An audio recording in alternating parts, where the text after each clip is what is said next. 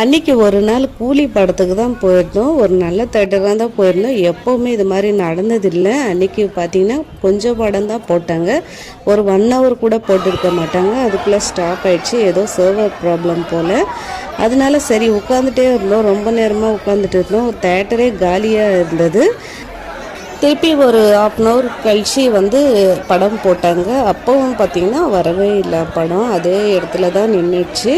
அதுக்கு அடுத்தது எல்லாமே வெளியே போயிட்டாங்க. தேட்டரே காலி ஆயிடுச்சு.